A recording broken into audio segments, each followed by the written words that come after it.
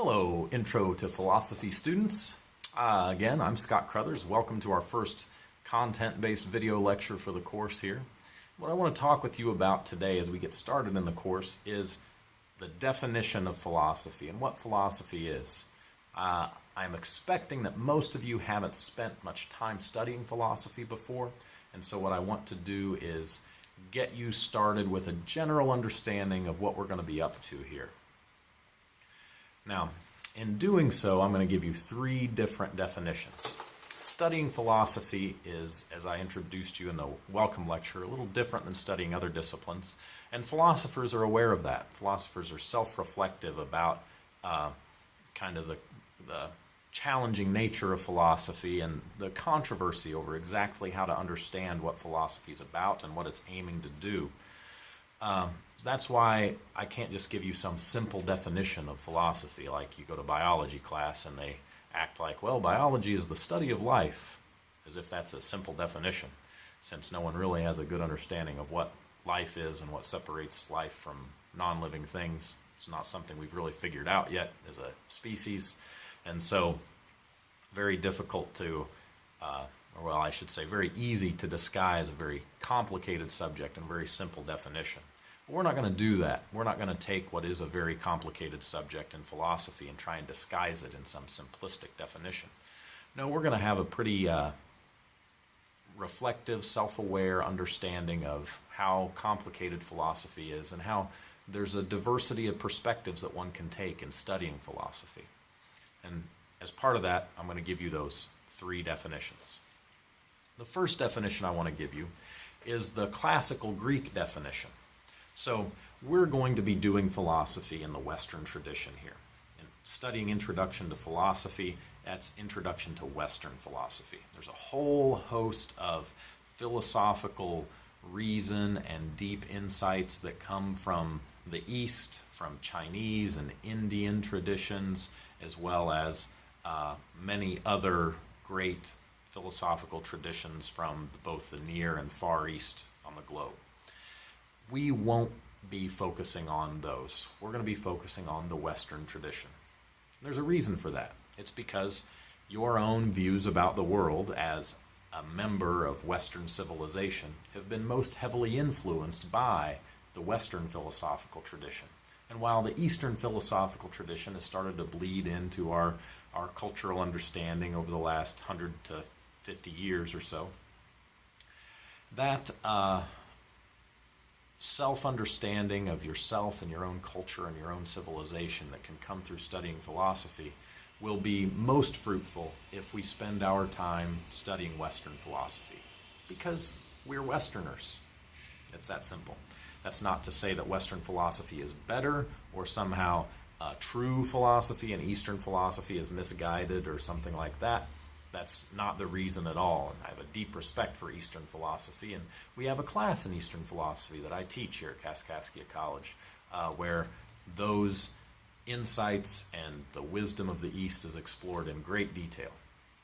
But in this class, we're going to be starting with Western philosophy. And Western philosophy, as we understand it, starts in ancient Greece. The ancient Greeks are the first civilization from which we have good records about the philosophical speculation that took place there.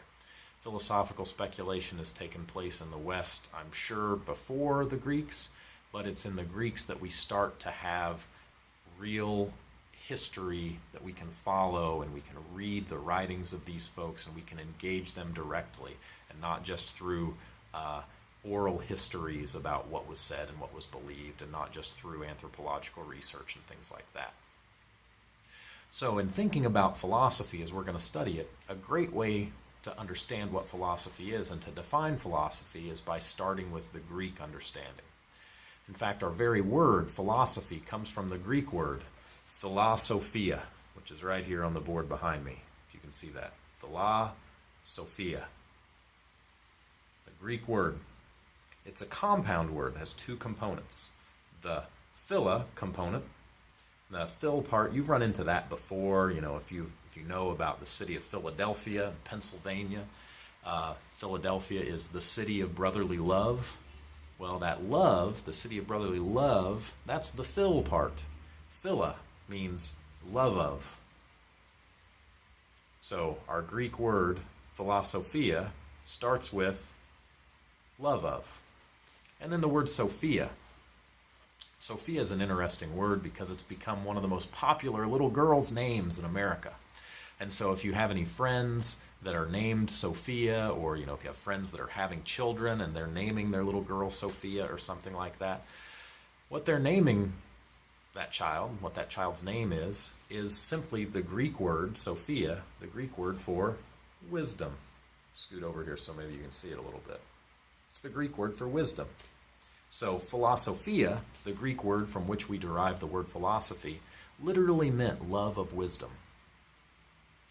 And it was understood, philosophia, love of wisdom, was understood as just general wonder and inquiry into the world.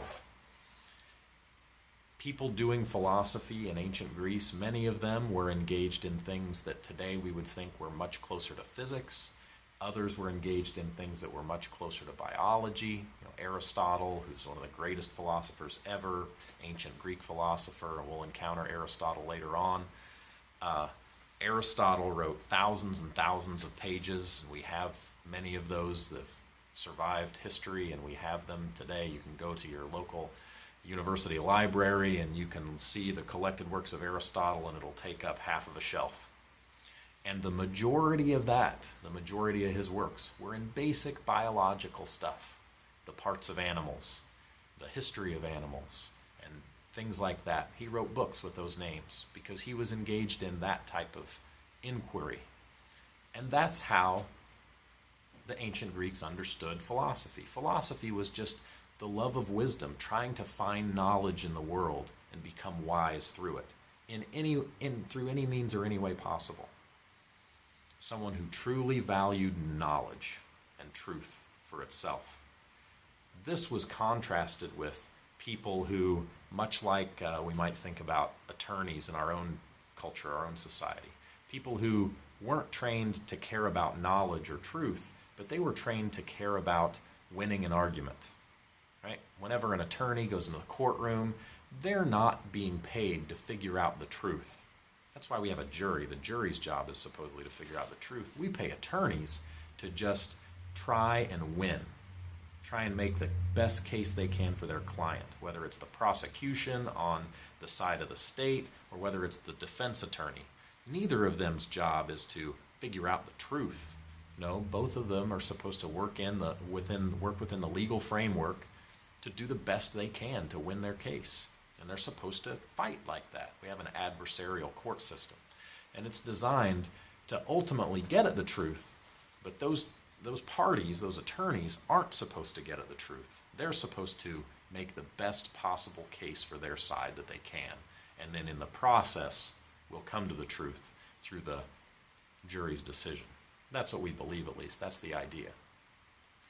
Those sorts of people just interested in gaining information so that they could do a job or that they could get ahead in life and win a career, those weren't philosophers. Philosophers were people who truly loved wisdom, someone who valued knowledge and truth for its own sake, not just as a tool to be used to get something else, but something that was valuable in its own sake, for its own good. That's what a philosopher was. And so that's one way of defining philosophy and understanding philosophy. Philosophy is, on this account, the valuing of knowledge and truth for its own sake, not for any other purpose, not for the purpose of getting a job, not for the purpose of learning how to better invest your money so you can become rich, none of that. On this account, philosophy is just disinterested study so that we can gain wisdom, gain knowledge, gain truth for no other purpose except that it's good in its own right. That's one way to understand philosophy. It's the first way I want to give you. It's the Greek way. And we're going to encounter more of the Greek way as we go on. The second way I want to understand philosophy is in a more modern way.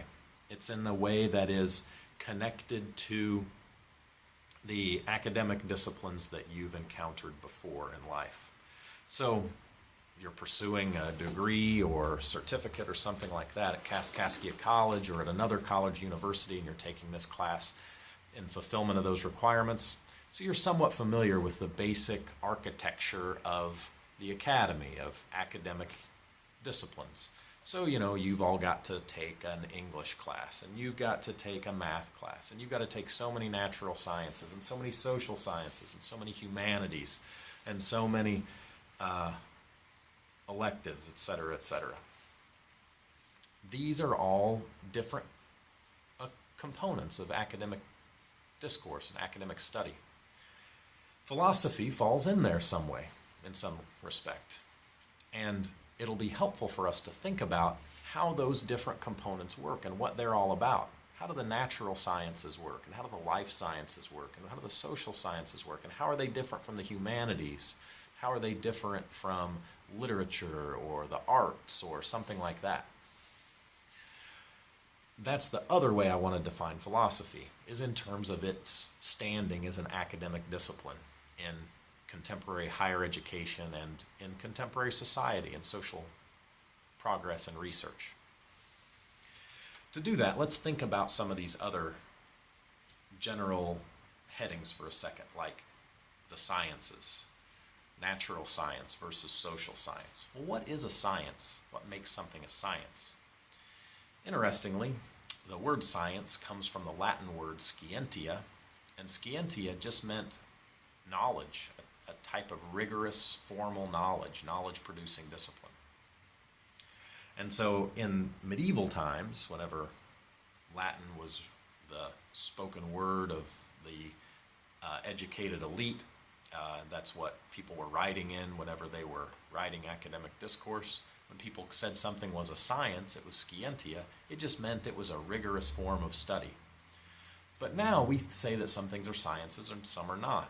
Right? So physics is a science. Music is not.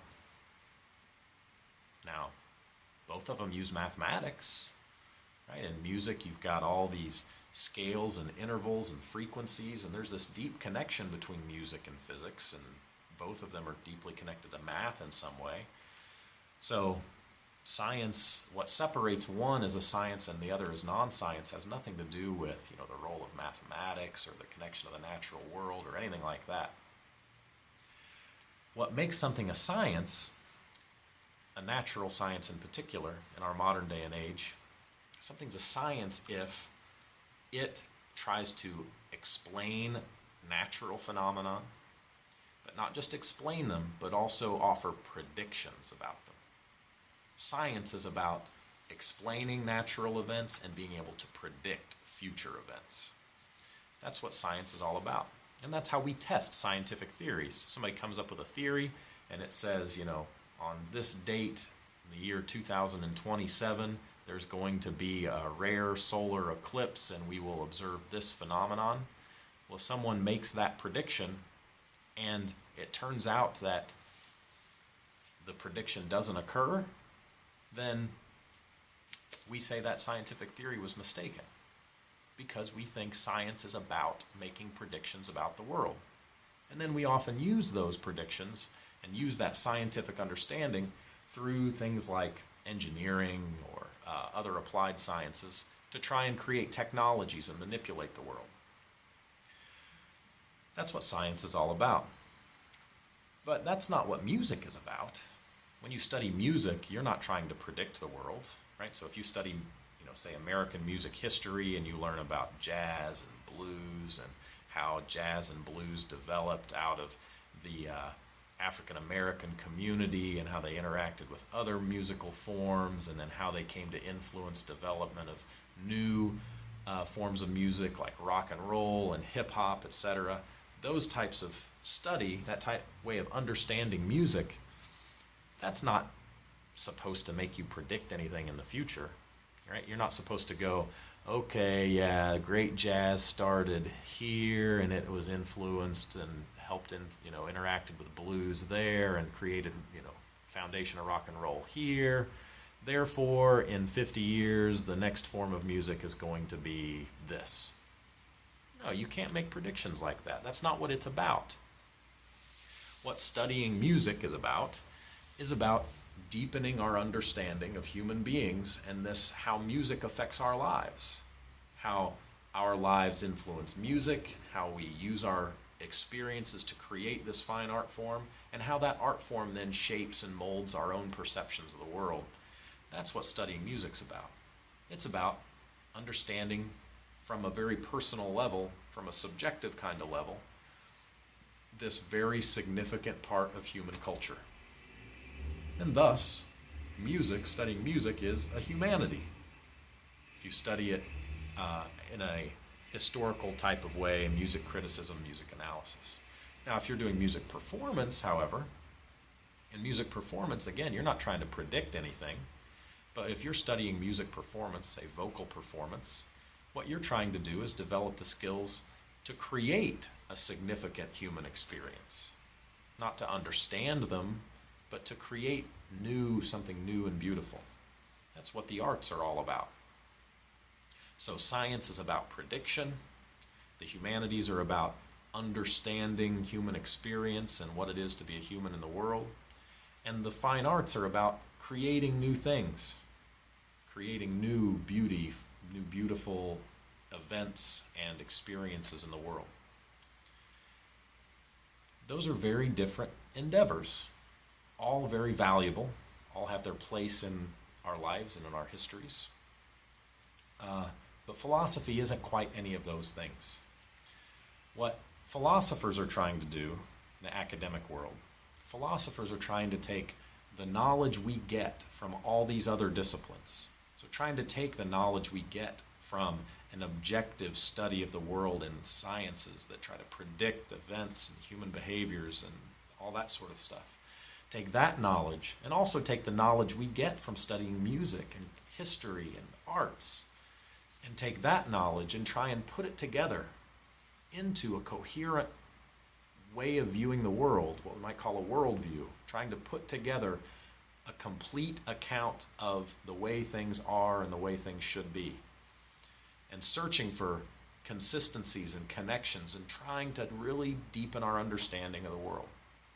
Not by trying to do science and not by trying to do the arts, but by thinking about what we've learned from the sciences and from the arts, as well as from our own just common understanding of the world, and trying to squeeze all those together and figure out how does it make sense. A recent philosopher, 20th century philosopher named Alfred North Whitehead, was once asked what philosophy is, and he gave a very interesting answer. And it's an interesting answer from him because he was also a world-class mathematician. He was a world-class mathematician and philosopher. And so he understands two different disciplines really well. And so when he's asked about what one of them is, his answer is likely to be insightful. So Alfred North Whitehead was asked, well, what is philosophy? And he said, philosophy tries to answer the question, what is it all about? Or how does it all hang together? And what he's meaning there is, how does all this stuff we know about the world, how can we put it together and make sense of it all? And so a lot of what we're going to be doing as we're studying philosophy is that sort of thing. We're going to be thinking about, okay, contemporary neuroscience tells us that every one of our physical acts is caused by an electronic impulse and chemical manifestation in the brain. How is that scientific understanding of how our actions are caused through brain events, how does that square with, how can we make that hang together, fit together with our common sense belief that we have free will? Maybe there's a way to combine them and make sense of them both. Maybe there's not. Maybe we need to give up on our belief in free will. Or maybe we need to give up on thinking that contemporary neuroscience knows what it's talking about. But that's the kind of thing we're going to do a lot. We're going to try and take knowledge from very different areas of our understanding and our experience. And we're going to try and put them together. Sometimes that's going to mean finding a synthesis, finding a way to combine them. Sometimes it's going to mean going, no, these are inconsistent, and then arguing about and coming up with good reasons for pursuing one of them and rejecting the other, or vice versa. And that's a lot of fun, and it's really interesting. But it requires us to draw on all of our knowledge and our experience. And so it's a sort of high-level reflection on all the other stuff we know, and trying to put it together and synthesize it into a coherent perspective. That's the second definition of philosophy I want to give you. That philosophy is the academic discipline that tries to take the knowledge that we've gained from all the other academic disciplines and asks, how does it all fit together? How can we put this all together? What's it all about? And make sense of the world as a whole in one integrated understanding, knowledge base of the world. Finally, I want to give you a third definition of philosophy. And this third definition is one we're going to explore immediately as we get started here in the class. The third definition of philosophy I want to give you is that philosophy is a way of life. It's not simply an academic discipline. It's not simply a love of wisdom. It's trying to take all the knowledge we have, make sense of the world, but then not just value that for its own sake, but then put that into place in our lives and try and live lives that are consistent with that knowledge and with those values that we've uncovered as being correct, of making the most sense.